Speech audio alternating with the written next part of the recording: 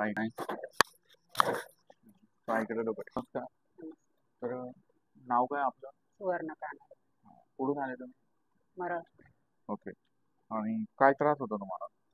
खांदा दुखायचा माझा हा. आणि हातात मुंग्या यायच्या, कंबर पण दुखायची. ओके. किती दिवसापासून होत आहे? त्याला जर 2-2.5 वर्ष झालं. ओके. मग याच्यावर किती डॉक्टर का दवाखाना केला? नाही, कुठंच नाही गेली. अरे नाही. डायरेक्ट माझ्याकडे. हा. ठीक आहे. आता एवढं 2-2.5 वर्षाचा आजार माझ्याकडे 4-5 दिवसामध्ये किती प्रमाण कमी झालं? काय फरक म्हणजे जाणवता? रुपयात 12ने झालं. बऱ्यापैकी कमी. हा, बऱ्यापैकी. म्हणजे पहिले कसा त्रास व्हायचा? पहिला म्हणजे मला उठायला त्रास व्हायचा जास्त. एक बाजू कंबर असं जास्त ठणक यायची, मुंग्या यायच्या. ते बंद झालं. हा, इथं रग लागायची जास्त. आता बऱ्यापैकी फरक जाणवतो. हा. आता झालं काय होतं, तुमच्या मानेमध्ये C4 C5 मध्ये गॅप होता, कमरामध्ये L4 L5 मध्ये गॅप होता. म्हणजे दोन्ही ठिकाणी वरती खाली सरकली. पण त्याच्यातली जी गादी असते ती बरीच फाटून बाहेर आहे. म्हणून तिथून रक्त पुरवठा तुमच्या ब्रेन, छाती, पाठ, शोल्डर या हाताला होत नव्हता. तसंच कमरापासून एका पायाला रक्त पुरवठा होत नाही. कमरापासून एक पाय दुखायचा, जड पडायचा, रग लागायची, कळ लागायची. आता जेव्हा तुमचं आता आमच्याकडे आल्यानंतर म्हणता जागेवर जाईल, गादी लेवलला येईल तेव्हा येईल. पण 1-2 दिवसात ते शक्य नाही. 8-10 दिवसाची प्रोसेस असते. एकदा मनका जागेवर गेला, गादी लेवलला गेली की ओके.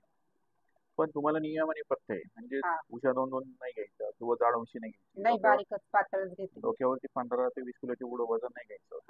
त्या हाताने थोडे दिवस जड काम नाही करायचं.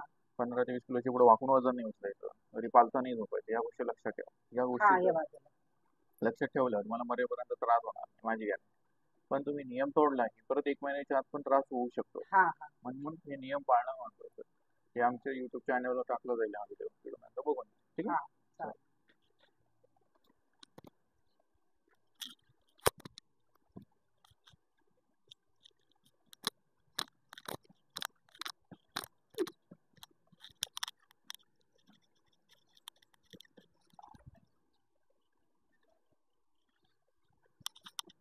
इकडे मान रिलॅक्स.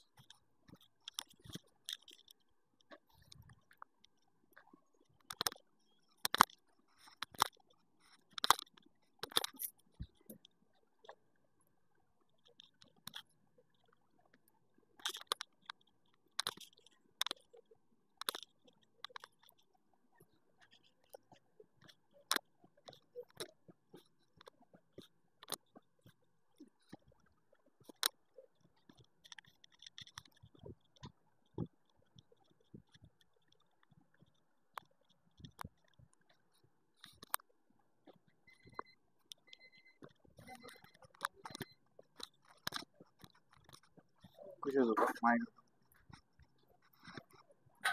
खाण्याचं फरक खालचा पाय सरळ